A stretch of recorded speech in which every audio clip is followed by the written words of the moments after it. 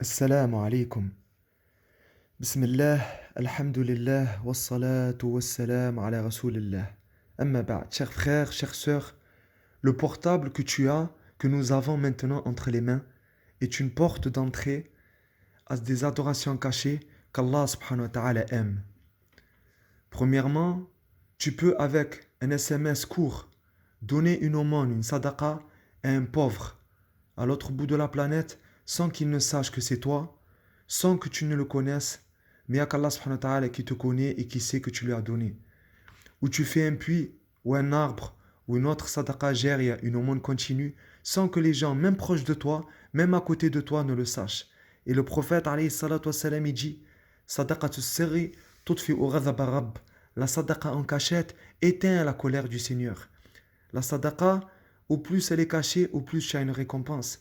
Tu n'as pas mis dans la difficulté, tu n'as pas mis dans la gêne, tu n'as pas blessé les sentiments de ce pauvre. Il ne sait pas que c'est toi, tu ne le connais pas, mais Allah subhanahu wa ta'ala te connaît et sait que c'est toi et tu auras une grande récompense. Tu ne cherches que la reconnaissance, que la récompense d'Allah subhanahu wa ta'ala. Deuxièmement, tu peux aussi adorer Allah en baissant le regard et en fermant les yeux vis-à-vis des photos, des vidéos illicites, en te rappelant la parole d'Allah subhanahu wa ta'ala dans Surat al-Mulk, Surat 12, verset 27. Ceux qui redoutent leur Seigneur, bien qu'ils ne l'aient jamais vu, auront un pardon et une grande récompense. Ceux qui redoutent leur Seigneur, bien qu'ils ne l'aient jamais vu, auront un pardon et une grande récompense. Allah subhanahu wa ta'ala, ici, tu ne le vois pas. Mais comme tu sais, tu es certain qu'il te voit, tu sais que c'est lui qui t'a donné ses yeux, alors que d'autres sont aveugles. Face à cette vidéo, il n'y a que lui qui voit que tu peux la voir, mais tu baisses ton regard. Tu baisses ton regard car elle est dénudée, car elle n'est pas voilée, car c'est une photo interdite ou une vidéo où il y a des choses interdites. Et Allah subhanahu wa ta'ala te pardonne et te donne une grande récompense. Regardez le verset, ceux qui redoutent, ça veut dire ceux qui ont peur de leur Seigneur, bien qu'ils ne l'aient jamais vu. Ils ne l'ont jamais vu ici, mais ils savent qu'ils le voient. Et ils l'adorent comme si ils le voient. Eux, ils auront un pardon, une grande récompense. Ça, c'est la bienfaisance. Tu l'adores comme si tu le vois. Et tu le verras en récompense au jour du jugement et au paradis, car tu l'as adoré sur terre comme si tu le voyais et tu étais certain qu'il te voyait. Et regardez aussi l'autre récompense qui a été rapportée dans le hadith prophétique. النظرة سهم من سهام إبليس مسموم من تركها مخافتي أبدلته إيمانا يجد له حلاوة في قلبه. Donc il a été rapporté dans le hadith, le regard est une flèche, des flèches d'Iblis empoisonnées. Celui qui la délaisse par ma crainte, celui qui la délaisse par crainte de moi, je lui donne en échange une foi dont il ressentira la douceur dans son cœur. Allah subhanahu wa ta'ala, si tu délaisses le regard interdit pour lui, par crainte de lui, pas pour les gens, parce que tu es entouré des gens, si tu délaisses le regard interdit pour Allah, par crainte d'Allah, Allah subhanahu wa ta'ala, il te donne en échange une douceur, une douceur de la foi, un plaisir de la foi dans ton cœur. Parce qu'Allah, il est reconnaissant. Et tu auras une récompense dans l'immédiat ici, avant l'au-delà. Sans parler des autres récompenses, la sérénité, le bonheur dans le couple et autres, qui viennent du fait de baisser le regard. Et c'est une adoration très dure à cette époque, qu'Allah nous aide à l'accomplir. Allahumma ighfir dhunubana wa tahhir qulubana. Demande à Allah subhanahu wa ta'ala qui pardonne nos péchés et qui purifie nos cœurs. Et et un compagnon il disait Allahumma inni a'udhu bika min an azniya ou a'mala bi kabiratin fil islam. Un compagnon il disait Allahumma inni a'udhu bika, je cherche refuge auprès de toi, ya Allah, de commettre la fornication et de commettre un grand péché. Ils lui ont dit, toi, tu as peur de faire ça? Ils lui ont dit, et comment je me sentirai à l'abri alors que Shaitan il est encore vivant? Il ne faut pas se sentir à l'abri. Yusuf alayhi salam, il a préféré avoir le cœur libre et être en prison que être libre avec son corps, mais avoir le cœur emprisonné dans la fornication. Parce que le péché, ça emprisonne, ça tue le cœur. Et le plus grave des péchés, comme dit l'imam Ahmad rahimahullah, après le meurtre, c'est la fornication. Les 3 plus graves péchés, c'est la mécréance, ensuite le meurtre et ensuite la fornication.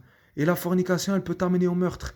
Quand tu vas avorter un bébé, surtout s'il a plus de 4 mois, il a une âme, et tu vas tuer une chose qui a un bébé qui a une âme, ou par jalousie, ou autre. La fornication, elle peut amener au meurtre. Qu'Allah subhanahu wa ta'ala nous préserve.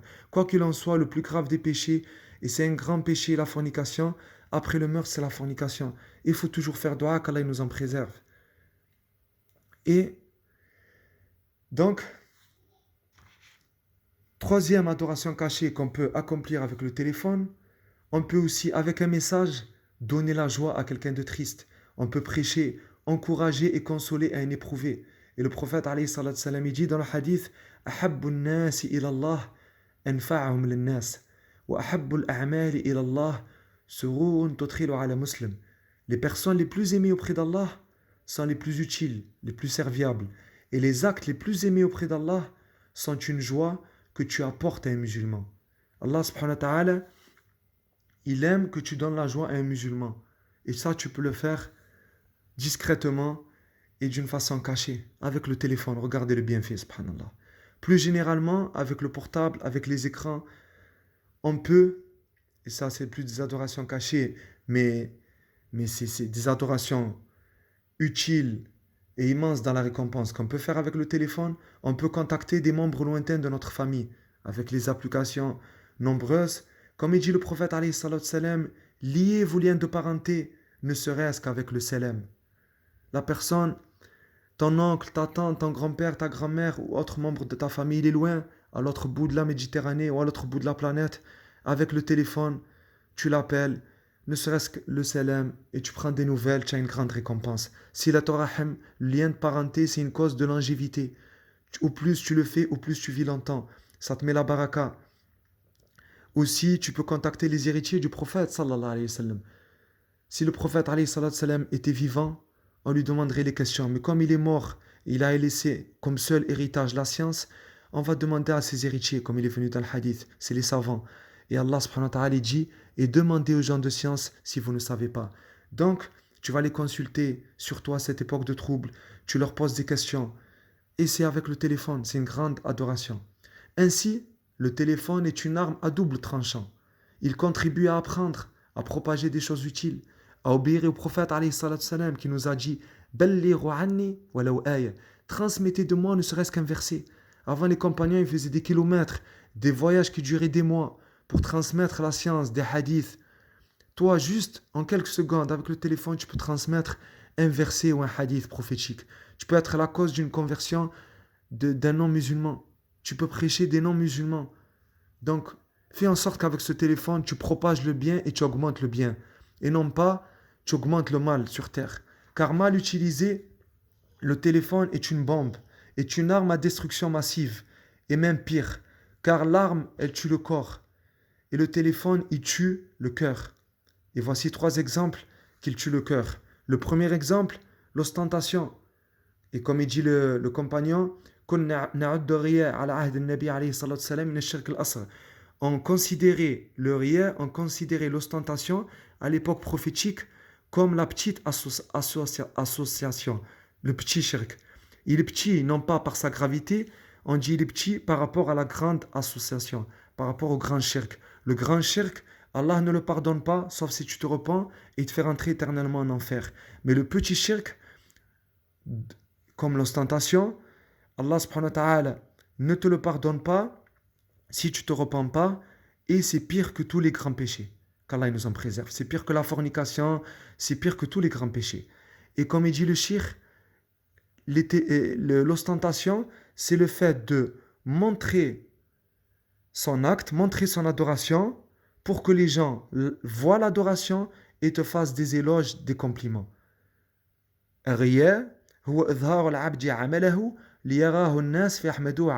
L'ostentation, qui est riya en arabe, c'est le fait de montrer publiquement son adoration pour que les gens te voient, puis te fassent des éloges, des compliments.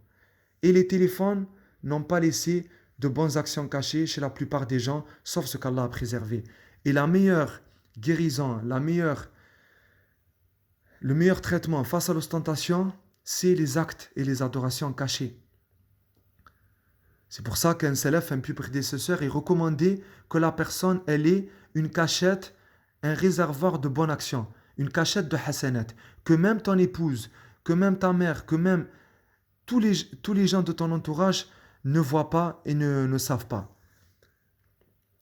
Un rapport d'un salaf, il jeûnait pendant 40 ans et personne ne le savait. Il prenait sa nourriture le matin, il a donné dans le chemin et il revenait le soir et mangeait avec sa famille.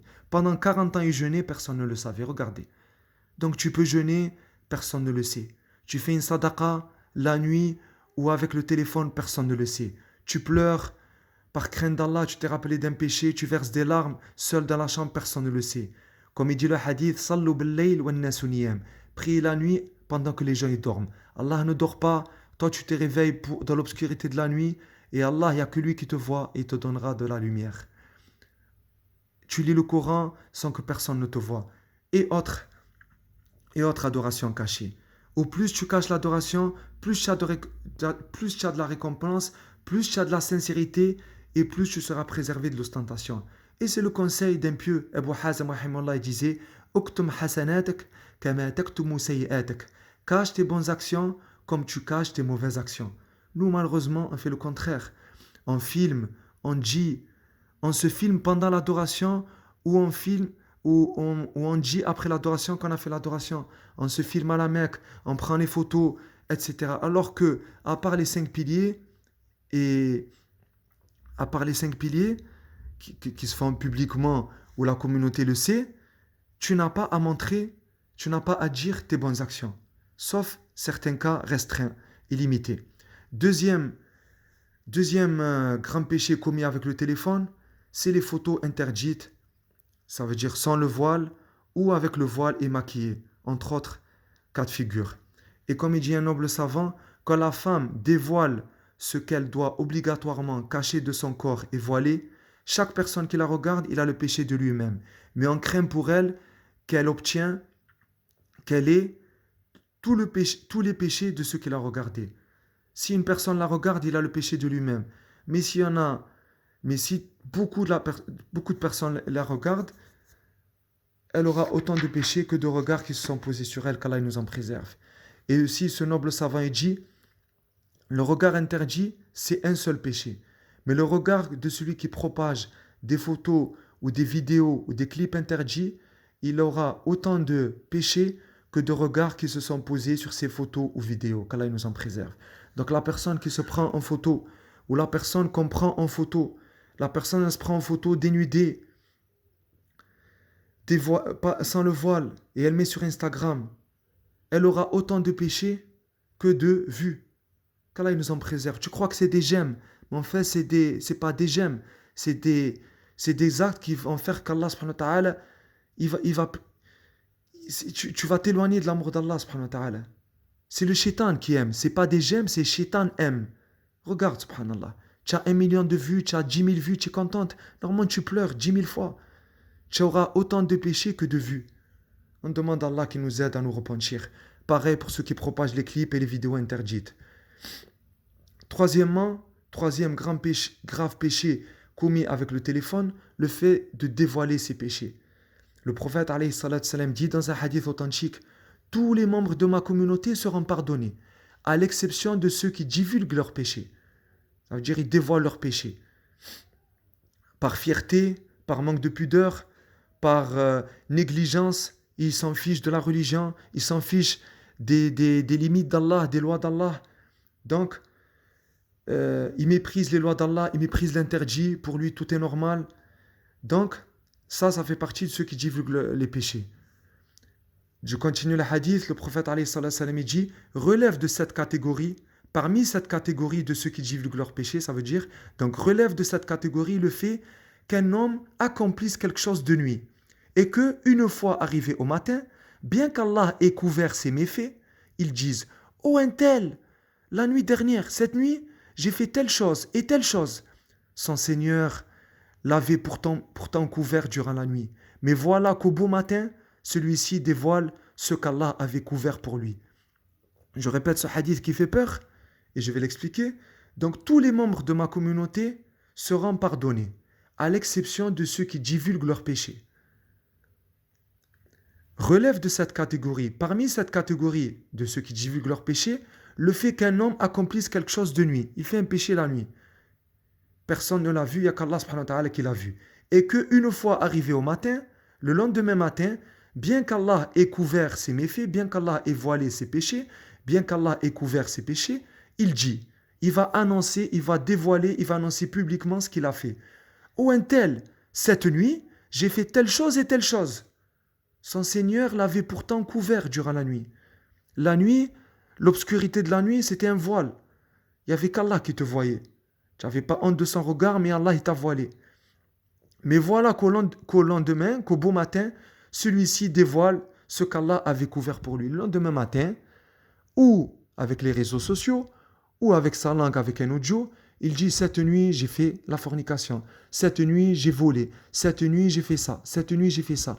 Il annonce à toute la planète, ou à beaucoup de personnes, qu'il a fait un péché, alors qu'il était seul au moment de faire ce péché, ou il était seul avec une autre personne, il n'y a qu'Allah subhanahu wa ta'ala qui les avait vus. Donc ceux-là, ils sortent de cette miséricorde et de ce pardon qu'Allah nous en préserve. Regardez le danger. Que dire? Donc ça, c'est la personne qui a fait seule la nuit, et le lendemain matin, il a dit. Que dire que la personne, il a bu la nuit, il a consommé une drogue seule la nuit, ou il a volé la nuit, il était seul. Et le lendemain, il raconte, j'ai volé cette nuit, j'ai consommé telle drogue cette nuit. Que dire de celui qui se filme pendant qu'il fait du ballon, ou celle qui se filme pendant qu'elle fait le ballon, ou qu'elle consomme cette drogue, entre autres drogues, à plein de drogues maintenant, ou que la personne elle se filme en train de faire la fornication, ou avant la fornication dans la soirée interdite, dans un endroit interdit, ou qui se filme en train de voler, ou qui se filme en train d'insulter, de commettre un péché, ou qui se filme alors qu'il est dans un endroit interdit en plein ramadan, ou il se filme en train de manger en plein ramadan, et tu espères le pardon d'Allah subhanahu wa ta'ala. Donc là, il s'est dévoilé encore pire. Il est encore pire du cas de ce hadith. C'est encore pire. Donc c'est une absence de pudeur, c'est un courage, une imprudence vis-à-vis d'Allah, alors que tu es créé d'une goutte, tu es très faible et tu te prends pour un tout-puissant. Ça fait très peur. Et les savants, ici, 3 choses par rapport à ce hadith. La première, celui qui est éprouvé par un péché, il doit se voiler, il doit se cacher. Il doit se cacher et se voiler. Deuxièmement, commettre le péché en le voilant, en le cachant, est moins grave que le commettre en le divulguant, en l'annonçant au grand public. Et troisièmement, le fait de publier, de divulguer son péché, c'est une impudeur, c'est un acte ignoble, c'est une imprudence vis-à-vis d'Allah subhanahu wa ta'ala, et c'est une transgression des limites et des interdits d'Allah subhanahu wa ta'ala, qu'Allah nous en préserve. Dernièrement, sachez, chers frères et sœurs, que l'état des gens après la mort, il est varié par rapport au péché et aux bonnes actions. Il y en a, quand ils meurent, ils n'ont plus de hasanat et ils n'ont plus de péché. Deuxième cas, il y en a, quand ils meurent, ils ont encore des péchés et ils n'ont plus de hasanat. Et il y en a, quand ils meurent, leur péché, il s'arrête, mais leur hasanat, elle continue. Et il y en a, quand ils... Et... Donc, je répète, il y a 4 cas de figure, excusez-moi. Premier cas, il y en a, quand ils meurent, leurs bonnes actions, elles se terminent et leurs péchés, ils se terminent. Deuxième cas, il y en a, quand ils meurent, leurs péchés continuent, mais ils n'ont plus de bonnes actions. Troisième cas, il y en a, quand ils meurent, ils n'ont plus de péchés, mais leur hasanat continue. Et quatrième et dernier cas, il y en a, quand ils meurent, leurs bonnes actions se terminent et leurs péchés continuent, qu'Allah nous en préserve. Et cela, c'est le plus dangereux. Le mieux, c'est que tes péchés s'arrêtent et tes bonnes actions continuent, notamment avec les sadaqas jariya, notamment avec les aumônes que tu as laissées. Tu as laissé des enfants pieux, tu as laissé des puits, tu as laissé des Corans, tu as laissé des... Il y a des musulmans qui te font dua, il y a des musulmans qui font des sadaqas pour toi. Et le pire des cas, c'est que la personne, elle n'a plus de bonnes actions, mais elle a laissé des péchés. Elle a laissé des photos interdites, elle a laissé des clips interdits, elle a laissé des choses sur les réseaux sociaux et dans la vie qui continue à lui faire des péchés. Il a laissé des bars, il a laissé des casinos, il a laissé des choses interdites, il a laissé une science interdite, il a laissé des choses interdites qu'Allah nous en préserve. Et un noble savant il dit, bonheur à celui que quand il meurt, ses péchés meurent avec lui. Et malheur à celui que quand il meurt, ses péchés restent pendant 100 ou 200 ou plus 200 ans et il sera châtié avec dans sa tombe et il en sera questionné Yawm al-Qiyamah jusqu'à ce qu'il n'y en ait plus. Je répète la parole qui fait très peur. Bonheur, félicitations à celui que quand il meurt, ses péchés meurent avec lui. Et malheur, grand malheur à celui que quand il meurt, ses péchés restent après sa mort pendant 1 siècle, 2 siècles ou plus. Il en sera châtié.